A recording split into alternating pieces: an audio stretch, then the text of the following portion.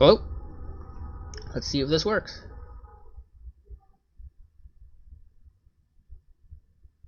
Test 1, test 2. Test 1, test 2.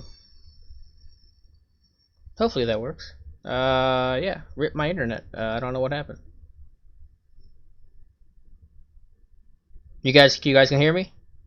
Let me know if you can hear me. Yeah, train apparently. I don't know. I don't know what happened. That's would never crash like that before. My internet did not go out. My internet was fine. I think OBS may have crashed or something. But okay, if I'm back, then hooray! Sorry about that. That was a new one for me. So I don't know where I was at talking about last. But I'm glad you guys can hear me. Thank you very much for sticking around. I appreciate that. Yeah, I think OBS just crashed or YouTube crashed or I don't know. I didn't get any sort of error message until I tried stopping the stream. Then it wouldn't let me stop the stream.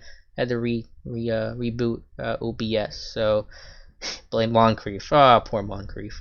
Poor guy. Anyway, okay, so we are back, and we were just talking about the receiver position. One guy I've highlighted a lot. We'll see how he tests is James Proche from SMU. Well, he didn't find, pretty short arms, I will say that, but a slot receiver. So with good hand size, 9 5/8 for that frame and the short arms is really impressive. So that's a guy that I think could be a really good slot option. Joe Rate from Virginia, Virginia guy, Tomlin connection. It's going to be strong there. Good size, a little pretty big dude. We'll see how he tests, but really good, prolific kick returner at Virginia. So a name to keep an eye on in later rounds on day 3. Curtis Herring, do you think the Steelers should trade down for extra draft picks or get the best player available? It's always hard to say right now in February. Those things really you don't know until you're on, it's day 2 of the draft, and we're sitting here in 2 months from now, basically 2 months from now. I think exactly 2 months from now it'll be day 2 of the draft, I believe. Then you can kind of have your scenario: who's on the board, what's your positions of need, what have you done with roster cutting and free agency and whatever. But I have said, to give you a more concrete answer, that I think you should really look strongly at trading down, moving down 10-15 spots, picking up an extra 3rd or 4th round pick because you only have 6 picks, a lot of holes to fill, kind of replenish some of that draft capital you've lost. So I think there really is a strong, compelling case this year, more than other years, to say they should be trading down. I mean, yeah, I don't know. With the hand size, I'd have to look at what is even the NFL average. I mean, if you're at 9.5, you're pretty big dude like that. That's fine. I mean, some of these guys do have smaller hands for sure. Gibson from Memphis, that's surprisingly small hands, 8 5/8. Fuller from Washington, pretty small. If you're under 9, then that might be an issue. But I don't know. I'm not too worried about the hand size of these guys. For most of these guys in general. Have you seen Ben throwing? No, I just saw the video of it that everyone's seen, but I have not personally seen. He's out in California. He says he has a couple more throwing sessions out on the West Coast, and then he'll come back to Pittsburgh. So that's his schedule. KJ Hamler in the 3rd, if we get a comp pick. Yeah, that is possible. I'll have to look into it more, kind of think about where he would play. He's obviously a pretty smaller guy, and the Steelers generally don't draft receivers that are that small. I mean, Deontay Johnson was kind of small. It is fairly small, but I don't think he was that small. So that might be a little bit of outside the norm for Pittsburgh, but it's possible. I'm not going to say that it's not going to happen.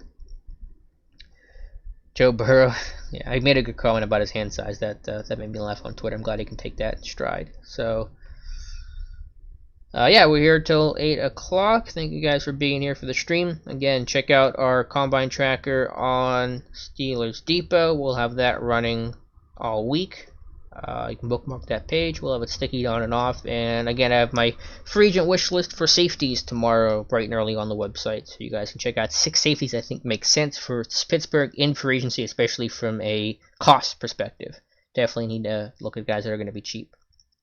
What don't you like about Pinckney? He's one of my favorite guys, along with Trotman and Hopkins. I like Pinckney. It's just like, what does he do best? He's not a great athlete. He's not a great blocker. His size is okay. He's got good hands, can make contested catches and catching traffic over the middle, but like, where does he really gonna win and excel and get you super excited? Not really seeing any particular one area, but I don't dislike him. I just try to think about what's that trait that he has that's really kind of gonna separate him above the others, and I don't really see that with Jared Pinckney. Do you still have faith in Terrell Edmonds? Year 3 is going to be big for him, and you've seen progression. He even progressed last year. I mean, in 2019.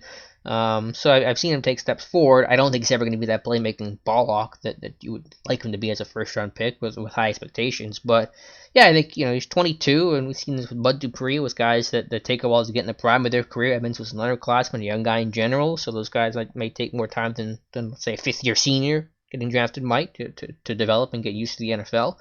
But in terms of being a playmaker and the great ball skills, probably never going to change too much. Hopefully, he can kind of luck into a little bit more of the turnover department. But I'm not going to give up on him. I'm not calling him a bust. He's not a bust. He's not Artie. He's not Jarvis Jones. Those were busts. I mean, Terrell Edmonds is nothing close to those guys. I like Trotman. I like Trotman too. Logan, but again, the small school thing is the thing we have to remember. I mean, it's great that he balled out at the Senior Bowl. Hopefully, he tests well at the Combine. Those will be things that'll help soothe those concerns. Talking about a small school guy like Trotman, he's got good size. He fits the profile, generally speaking, 6'5", 255, with okay length. Not the best for being 6'5", but fine. And 9.5-inch hands, that's fine. But the last time the Steelers spent a first or second round pick on a non-Power 5, we're talking potential FBS players that aren't Power 5, and certainly any division lower than that, FCS D2. Last time that happened, 2004. It did with Ben in the first round and Coakley in the second round. So it's been more than 15 years since they've last drafted somebody outside the Power 5 as one of their top 2 picks, first or second round selection. So the history is really working against Trotman in that department. But I think he does fit well on paper, and I think he's going to be well liked. The other question is, will he even get to 49? If he's the first tight end off the board, there's going to be tight ends drafted before 49. There's no way, even in a weak class, there's no way the first tight end gets drafted at 49 for Pittsburgh. I just can't see that happening. So there will be at least one tight end, maybe more than that, taken before him or before Pittsburgh gets on the clock. And could that be Trotman? Certainly, he could be the top tight end on someone's board. So is he even available? That's going to be a question. I'm sorry, Hugo. What did you ask about Edmonds? I hope I didn't skip your question. I answered the question about if I have faith in Edmonds. Unless my audio cut out for some reason. I hope it didn't. Where am I at here? Do you really think the Bud will stick around? Well, if he gets tagged, it isn't that much of a choice. I mean, if you're tagged, you really don't have a whole lot of options at that point. And he says he's not going to do the whole Le'Veon Bell thing and kind of sit out. So he kind of does not have a choice if he gets tagged, which he almost certainly will be. If he doesn't, what would the plan be? I mean, not a lot of options. The edge class this year is poor in the draft. There's no money for free agency, although not tagging Bud could free up money if you still make all those other cuts. I mean, we'll see. But not a good plan B. That's why they're going to have to tag Dupree. Corey says, I'm brand new looking to the draft. Seems so overwhelming. Any suggestions on where to start for just basic knowledge things? I mean, what part in terms of looking in the draft are you talking about in terms of where to find tape, how to evaluate, writing reports? I mean, you could be a little more specific. That could probably give you some better direction there Corey. Trap Dark says, who was better after the second year, Edmonds or Davis? That's tough to say. I mean, Davis got moved around so much. Remember, that was his rookie year. Davis' rookie year was Senquez Golson when he got hurt. I mean, he always was hurt, but that's, Golson was supposed to be the starting slot corner, and then he gets hurt really early on. Davis kind of slides down into that role, and then he slid back to safety, I think strong safety at that point. So he got bounced around so much, it was even just difficult to evaluate him because he was getting moved around and really couldn't find a home. I might give the slight edge to Edmonds, just because he's been more stable and just played basically strictly strong safety for the past 2 years, which certainly helps for a young guy. But I think they're fairly similar in terms of where they were at in their career. I have not gotten to Warner yet, Knoxley, but I know I trust Dave on that one. And I think, he came with decent size, 6'4", 5'8", 244, but that arm length, man, 31 and an eighth. I think that's the shortest arms of any tight end here outside of Harrison Bryant. I don't think anyone else that's shorter. Moss was even longer. So 31 and an eighth is not a historical trend for Pittsburgh, especially for a blocking type. Like, he's not even a big receiver type that's going to play in the slot. Like, he's a blocking face in the fan kind of guy with that kind of length or lack of length. That's going to hurt him a little bit. So that one, I'm going to have to fight with Dave on that one on the podcast, I'm guessing. Johnson was a small school guy too. Yeah, but remember, he was third round. Diontae Johnson was third round. Okay, second pick. Yeah, I'm saying first or second round. I know I'm splitting hairs a little bit, but I do want to at least clarify that. Now, I'm just talking first and second round. Last time they've done outside Power 5, was 2004. And Deontay Johnson was at least FBS playing in the MAC and played against some big competition. I mean, Trautman is, what is that, FCS or D2? I forget which one the Flyers are, Dayton. But I mean, that's not even in FBS level, so that's even a steeper drop in competition. And the last time they drafted probably a non-FBS player in the first 2 picks, even. I mean, I don't even know. I mean, it might still be 2004 with Coakley and Tusculum. So the precedent there is not great. Can that be overcome? Of course. I mean, they've drafted Javon Hargrave, and if he's played well against relative competition, the Senior Bowl week was huge for him. That's going to help you kind of, again, like I said, soothe those concerns. But I'm just saying what the history says. And history is not kind to these type of players coming from these super small schools. Where to find tape would be great, like all 22 views of games. It's going to be really tough for you to find all 22 college, Corey. Your best bet is just go on YouTube and just watch some cut up. There's some full games that are on there. Just type in a player's name, like type in Thaddeus Moss versus, whatever. Just type in Thaddeus Moss versus, and then go on YouTube and you can pull it up there. Or type in Cole Kmet versus, and find some cut ups, or type in Notre Dame versus, and you can find some TV tape on there. All 22. You got to just have kind of the right connection with the right person. So I really can't help you out there, Corey. But that'll get you started. At least if you're just beginning, YouTube's gonna be a great tool just to watch some of these guys, have some of these cut ups. It's not as extensive as it used to be. Some other sites shut down. YouTube's cracking down on stuff, unfortunately. But that can be a resource for you, Corey. Hey, Ali Howard, thanks for being here. I know you've been here for every stream, so thankful for that. Jay Remy says, who are the MAC prospects for us to keep an eye on? That's a good question. I don't know. We do our pro day tracker. We'll be following where the Steelers are at and who they're sending where. So certainly when they show up at a MAC school, or any school, but especially MAC schools, we'll pay close attention to it. I don't know if I have one particular name in mind yet of somebody from the MAC. I'll go down this list here of guys that are even from the MAC. Not a whole lot, it looks like. Let's see, MAC guys. Again, quarterback not really going to be on the board. Any MAC tight ends? DeGuara from Cincinnati is kind of an H-back, fullback type. Played some fullback at the Senior Bowl. I do like him. But I don't know how realistic that's going to really be for Pittsburgh. And that looks like the only MAC guy at tight end. Again, at receiver from the MAC, it looks pretty thin. I'm trying to think of all the MAC schools, but I'll let you know. We'll have our pro day tracker. Pro day schedule should be announced shortly after the combine, and we'll be following that. That's always kind of a fun exercise to see, especially where Colbert or Tomlin end up, because that obviously has a pretty strong tie-in into who they're going to draft early on. Trap Dark in Dave's mock draft, why does he have the Steelers taking a receiver with their first pick? I don't think a 4-string receiver can help you that much this upcoming year. I mean, I get it, and Jefferson's just a good fit from a underclassman, Power 5, I think some football bloodlines in his family kind of connection. And listen, receivers like cornerback, you got to be 4 deep. I mean, you start and play with 3 receivers about 70% of the time. I mean, you have to assume an injury is going to happen at some point, and you got to have a backup plan. Like, what if he didn't draft Deontay Johnson that high in the last year? Not the first pick, but the second player overall taken, because you had Moncrief, Washington, and Juju. Actually, if you didn't take a receiver till late, then you'd be in big trouble, because Moncrief falls apart, Juju gets hurt.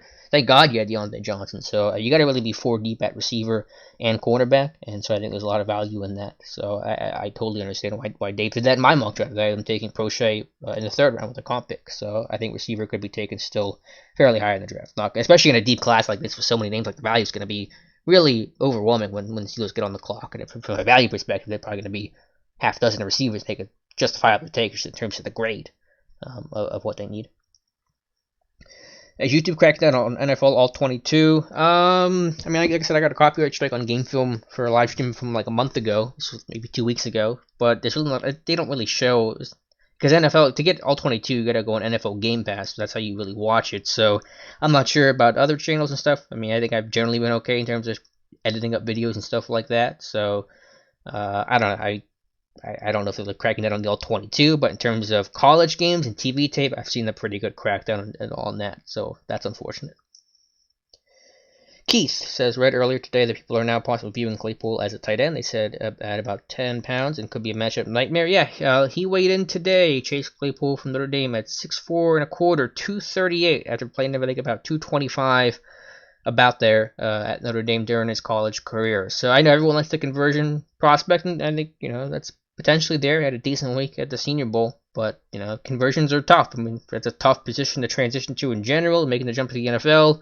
I just think you have to temper expectations a little bit because you don't see a ton of guys make that switch. Some, Darren Waller, trying to think of others that have made that move there. I'm sure I'm missing several, but easier said than done for sure. Gonna be here for a little bit longer for the chat. If you're new to the chat, we are here every Monday, 7 p.m. Eastern Time. Thanks to everybody who stopped by for about an hour. If you have any other Steelers questions, feel free to ask them in the chat below. So again, all the weigh-ins, when these guys test on Thursday, we'll be updating in real time too, the 40 times and 10 splits if we're lucky enough to get that information, and all the other measurable numbers. So you can have kind of a real-time tracker of that, which will be very useful come combine and post-draft time or post-combine time. How does being tall affect your ability to block? Well, I mean, you just like to have size. If you're going against a Bud Dupree who's 6'5", 250, you want to have the size just to be able to match up against them. Usually there's an association between height and length. You want to have the length to create spaces as a blocker. So that's going to be important. If you're too tall, then you might have an issue with leverage, like a Zach Gentry, for example, and that's where height can work against you if you're really like 6'7" plus. So you want to have the size just to be able to match up against these guys. Usually there's an overall, if you're not tall enough, you're not big enough, if you're not strong enough, don't have enough length, and these bigger guys can really give you trouble. You play against a 4-3 defense, you're facing a 4-3 end, like, I don't know, Cam Jordan in New Orleans, or the Bengals guys who have historically always been big guys. I think back to Dunlap, Michael Johnson during their prime. Those guys are 6'5", 6'6", 270. And if you're, not to pick on him here, but if you're Thad Moss and you're 6'2", 250 going against 6'5", 270, with 32-inch arms, and these big guys have 34-inch vines, then it's gonna be a disadvantage from just a lot of standpoints there. So that's why you like to have size at tight end to be able to do that dirty work as an inline blocker. Jay Remy says, knowing that Juju seems to excel in the Y, Washington the Z, does Deontay fit the mold of an X? Yes, he was brought in to be the X receiver, played the X last year, the backside in 3x1 looks. That was AB's role. So Johnson is kind of a really strong X-type receiver, and that's what he was drafted for. And that's what he's shown so far. What's the best positional wide receiver breakdown? I'm not sure what you mean by that. If you could add some more information to that, Jay, I'd appreciate that. I don't know what you mean by what is the best position wide receiver breakdown. Devin says we need a running back. I would disagree. I don't think you need that. I think the team likes Benny Snell a lot more than maybe fans do. They could still take one early. I'm not going to rule it out entirely, but I think it's much more likely to not happen than them taking one.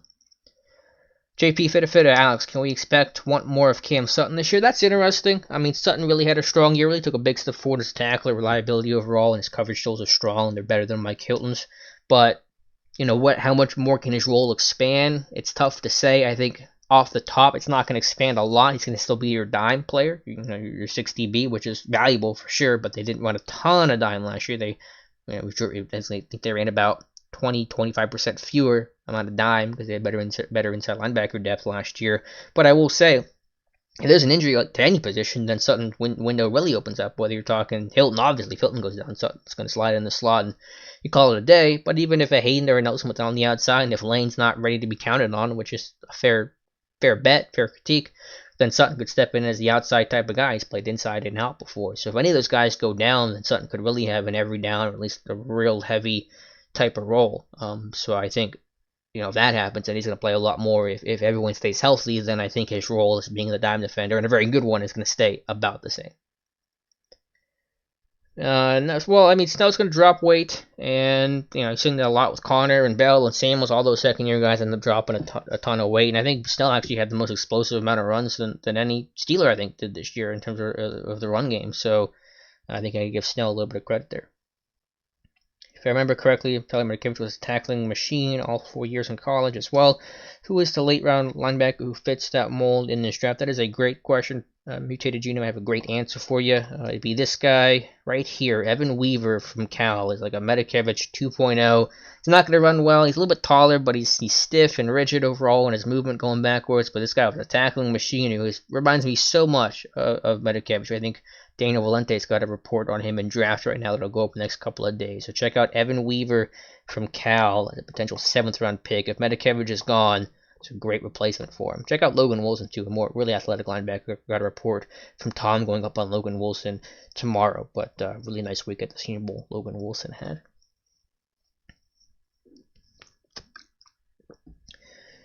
Yeah, I'd have to look at the exact number, but I think Snell had the most like 15 or 20-yard runs of any running back. Now, as you said, that's kind of not saying a whole lot because of the whole injury situation and how just muddied the backfield was. But yeah, Snell he's obviously not fast, but he's going to drop some weight, and I think he had a good year overall. Especially he had knee surgery midway through his rookie year. He had meniscus surgery. He comes back and runs really well after that. That's so tough to do. So I was really happy with the job Benny Snell did as a rookie. JDRXP, what's your comfort level of Tuzar Skipper? Is a starter heading into week 1 out of 10? Yeah, Skipper as a starter, he's going to make the roster first and play some snaps for this defense. I mean, he was obviously a camp darling last year, and I'm excited that he circled back to the Steelers, but, I mean, Bud's going to be your starter. If Tuzar Skipper ends up starting, then, oh my goodness, what in the world happened? So, I really can't see that. You got to crawl before you run. So let's see. Let's go into camp, see him in year 2. Again, another guy that probably might want to drop some weight, a little more athletic, a little more flexible, and then we'll kind of go from there. But he's got to make the roster first and all that stuff before we start talking about him as an NFL starter for this team. Will Kerrith Whyte make the 53? I think it's possible. A great positional battle could be White versus Samuels for a final running back spot. I mean, traditionally, this team only keeps 3 running backs. Last year, that changed because Royce Nix gets hurt. They end up keeping 5 for 3/4 of the season. But you got Connor, Snell, those guys are locks. Nix coming back. That's going to take up a running back spot because he's your fullback. And so, really, you may only keep 1 extra running back. Maybe 2, maybe keep both. But Samuels versus White, that could be a really good battle for making the roster, jockeying for playing time in a role. So, he's got a shot. He was impressive in limited action last year, so we'll see. Him having a whole off season and going to camp and having the whole being able just to start from the beginning with the team will be really valuable. I mean, it's tough last year as a rookie. You're coming in off a practice squad, new system, new scheme, new coaches. You're inserted into a role right away, and he played well. So there's a question obviously about every down. He's not an every down kind of guy. He's too small as a blocker. Doesn't really have a lot of productivity as a receiver, but there's certainly some explosiveness that's unique to that room that's full of big guys. He's a different body type, a different mold. That's going to give him an advantage. So I'm excited to see Kerrith Whyte on the Trove. I think it's unfair to judge Snell when he's facing a stuff box so often. Yeah, I mean, I hear you on that. I just think he had a good year. I think that's the one guy that the team is a lot higher on than fans are. And I think it's one reason why they're not going to be rushing and falling over themselves to draft a running back very high. Do you think Vance... yeah, I was Reddit love Skipper. That doesn't surprise me. Do you think Vance is cut to save some cap? That's possible. If you want to tag Dupree and fit it under the cap, not picking up Vance's option was the kind of thing you had to do. It does sound like I said earlier, that Vance will be coming back, so it'll be interesting to see how the team navigates everything. So we'll get our answer. I think his option is due. Let's see if we have a date on when Vance's option is due. It's mid-March. Let's see if we have a day on this. I don't think we have an exact date. I think at the start of the new league year, actually, it might be when his option is due to be picked up or not. So I don't know that for sure, but we'll find out in the next 3 weeks or so. Thoughts on potentially franchising Bud Dupree to move him for a first or second this year? Saves cap, most likely not be able to sign him next year. No, this team wants to win now. They don't have to find a new edge guy to do that. No, I mean, they've called him a priority, Tallman and Rooney have, so I don't think there's any sort of appetite to try to trade him, so I don't really expect Dupree to be. I hear what you're saying. I just read an article today that talked about, D Ford, Frank Clark, guys that have been tagged and traded. I don't see that being in the fold for Pittsburgh. Although it will be fair to point out, can you keep Dupree and Watt? What's going to happen with Dupree after 2020, because Watt's certainly going to need a new deal after the season if he does not get it this summer, which he probably won't end up getting, but we'll see. So, what is your cap allocation to the position in terms of paying huge money for both guys? That's a fair point, but I don't expect the tag and trade to happen with Dupree. Let's see, J. Remy. With all this tape breakdown, you got to give us some Dynasty football sleepers. Would love to see a side article on maybe a Dynasty mock draft. It's not all about the Steelers, but definitely fun. Yeah, I'm not the greatest with fantasy football. I like it, I play it, but I'm wrong a lot, so I don't know. There's a lot probably better people that can speak to that than I can, honestly, Jay. Have the Steelers ever drafted someone you really wanted them to, and who?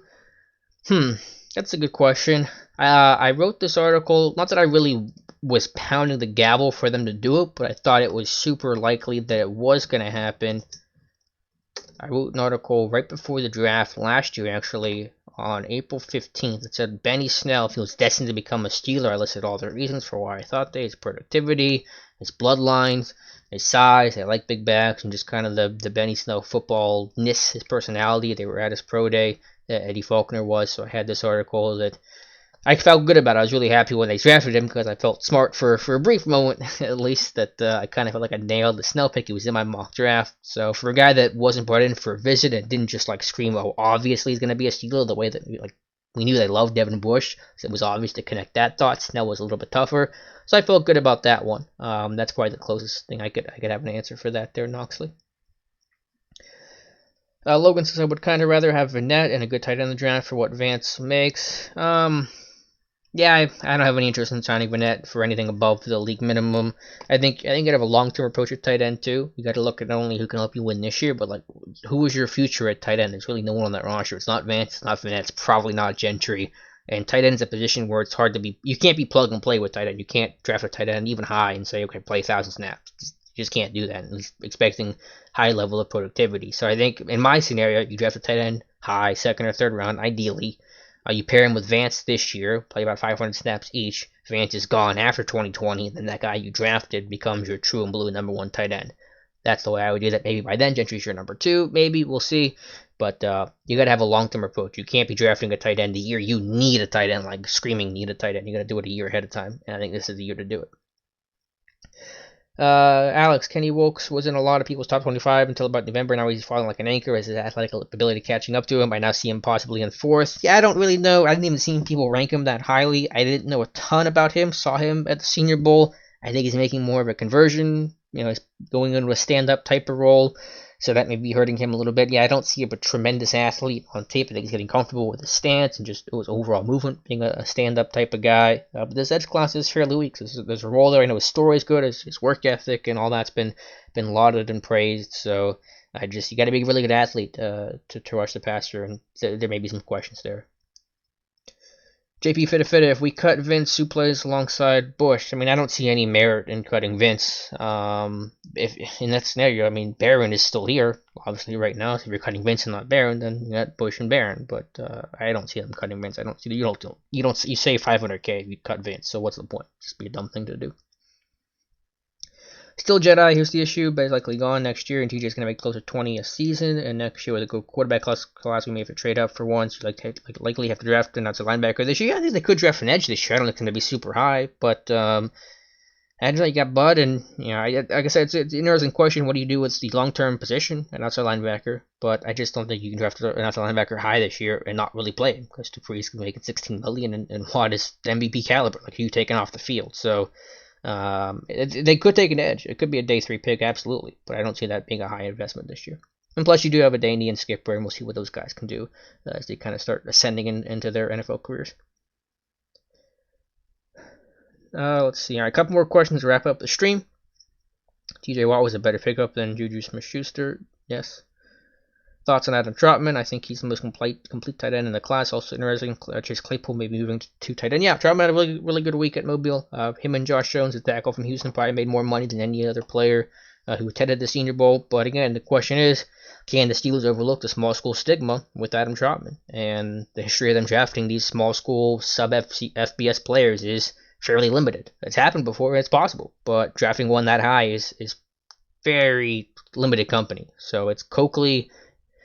In terms of the top 2 rounds, I mean, who are the FBS sub-FBS players drafted in the top 2 rounds under Kevin Colbert? It's Coakley. That may be it. Maybe there's someone pre-2004 I'm not thinking of. I'm trying to think. Scott Shields. No, he was before Colbert. I think Shields was like 99 at Weber State. So it's a really short list. So the history is not on their side in that regard. But Trautman's a good player, and he really balled out at the Senior Bowl. And if he does well at the Combine, that's going to make this team more comfortable. But I will say this. Then we'll begin to wrap up the stream. If they really want to draft Trautman, Colbert and Tomlin almost certainly will not be at Dayton's Pro Day because they're not going to go just to see one guy. They usually go when there's a group of players to watch, but he would come in for a pre-draft visit because if they're going to draft this guy high, Tom and Colbert have to really have a good conversation and get a good feel for him as a person, not just in a 15-minute interview at the Combine. So if he gets brought in for a visit, then there's going to be some really strong signs that they could really be taking a hard look at Adam Trautman. If that does not happen, then I'd be more skeptical of it. But it'll be very interesting. We'll see how the process goes. Why did Jaylen Samuels take a step back in his sophomore year? I find it odd that it happened, especially while learning from Eddie Faulkner. That's a good question. I mean, the whole running game took a step back, so Samuels taking a step back is not a huge surprise. But yeah, 2.7 yards per carry is really ugly. Just where does he win? What is his strength? How does he excel? It's hard to find those answers. And without that clear pass and without that clear defining trait, it was really tough here for Jaylen Samuels. Are you confident in finally moving the left guard with Chuks Banner to right tackle, or would you rather draft someone at either left guard or right tackle? I wouldn't draft a right tackle. Yeah, I think we should just assume that Fowler's going to move to left guard, and that's probably more likely than not. Again, we have to see if Foster even gets cut. Finney's gone. Like, we had a lot of things to go through before we get to the whole Fowler to left guard thing. But it is possible that they would just plug and play a left guard and just keep Fowler at right tackle. I think it is still more likely than not that Fowler would shift, but I don't want to guarantee that because we're not at that point yet. I'd be open to either, but I think obviously it makes sense to move Fowler to left guard and a Okorafor and Banner battle out at right tackle. I think it totally makes a lot of sense. I like Brycen Hopkins anyway. We get him. Yeah, I like Hopkins too, Devin. Alright, guys. We're going to wrap up the stream. No, cannot talk about it. I got to drink more water during these streams. I get on my tangents and I get all tongue-tied. But thank you guys for being here so much again. Combine Tracker. Bookmark this page on Steelers Depot. It's up there on the website right now. 2020 Scouting Combine Results Tracker. You can find it. If you scroll down on the page, we'll have it sticky when these guys start testing on Thursday, so you guys can keep track. But right here, it's on the Steelers Depot. Bookmark that page. You can refer back to it. We'll keep live tracking and measurables, testing and weigh-ins and all that fun stuff during the weekend. Again, tomorrow I have 6 pending free agents at safety that make sense for Pittsburgh. I think you guys will be interested to see the list. It's a very realistic list of potential Steelers. Not, so many websites and national media talk about, get Austin Hooper, Hunter Henry, Melvin Gordon, get all these big name guys who are going to command so much money. Not going to happen this year for Pittsburgh. So who are the smaller name guys that are going to take a lot less money, guys with journeyman and injury history and all that fun stuff, quote unquote, that makes sense for Pittsburgh? I have a video or an article rather that talks about those guys and kind of who fits best and who makes a lot of sense. So I think you guys will certainly enjoy that. So thank you guys so much for being here again. Here every Monday, 7 p.m. Eastern Time for about an hour for a Steelers stream. Again, thank you guys so much. Enjoy the Combine. Have a great week, and we'll talk to you soon.